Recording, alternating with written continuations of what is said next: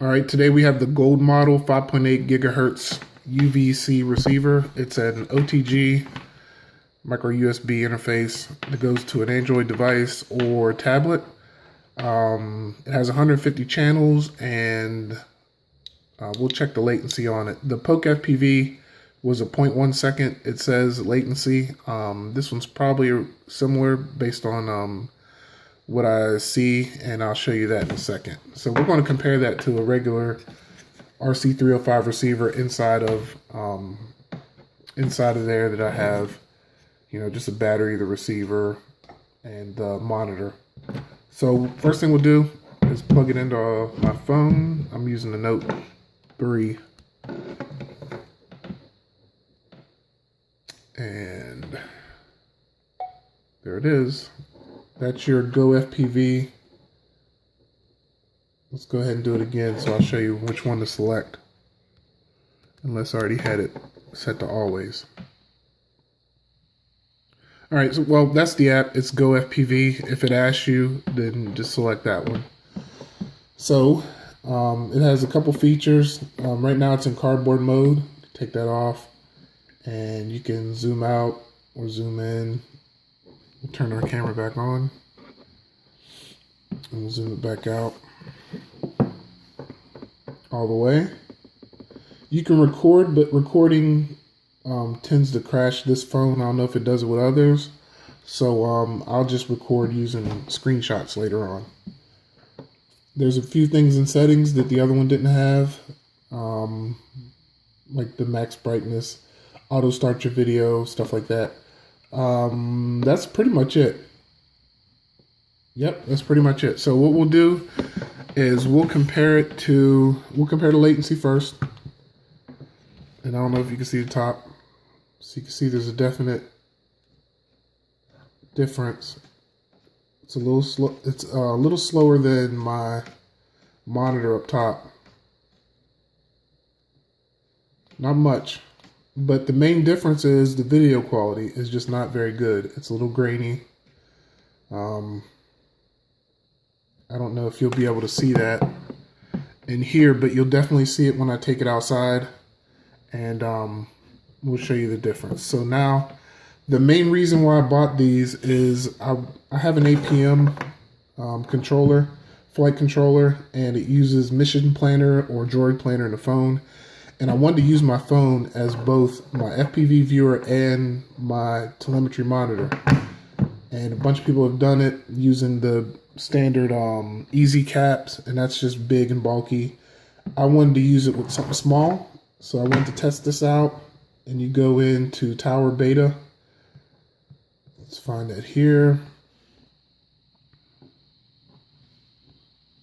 And we'll use that. And there we go.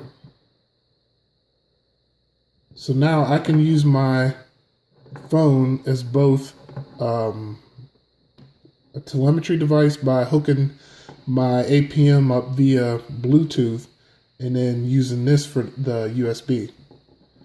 So that's what I'll do in the future. I still got to buy a Bluetooth model, but I'm glad to see that this works and I don't have to have an easy cap and everything else connected to make it work. This is all I need to get video through this app on my phone.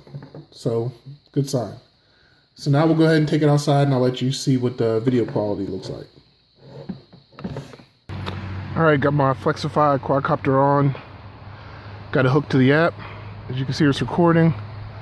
I'll go ahead and do screen capture recording because the recording in the app just seems to shut it down on my phone. Alright, so we'll go ahead and give it a test. We'll go about 40 meters up.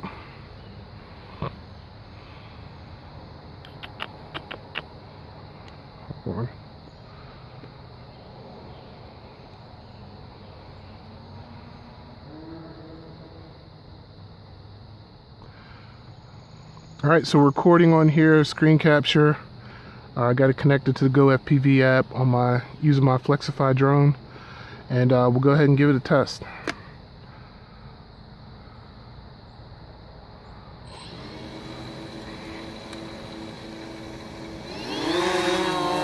So I'll go ahead and go about 40 meters up. Change my camera pitch.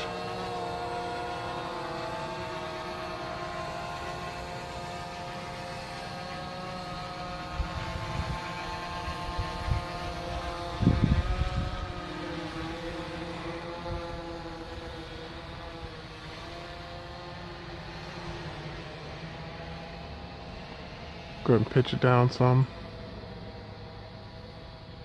There we go. Leave it about there.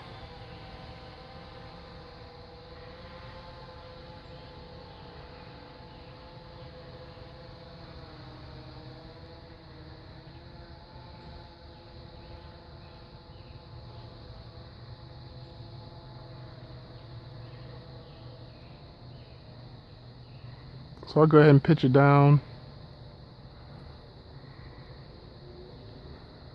And so you can see the video quality.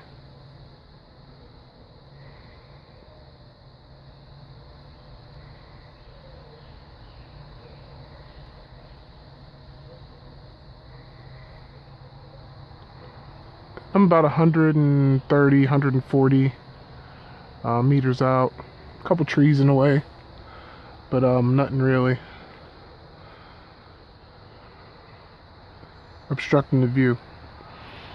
So I'll go ahead and turn it around. So now my antenna's in the rear of the craft, so I might get a little signal problem. But this is how far I am away from the house, which most of you won't be that far away, so won't be an issue. So we'll go ahead and take it up.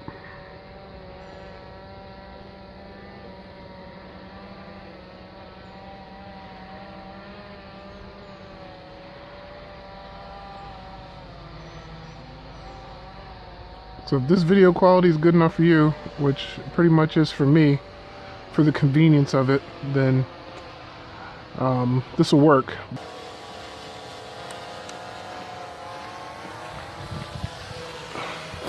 All right, that's it. I'm going to go ahead and bring it in and call it a day. Thanks for watching.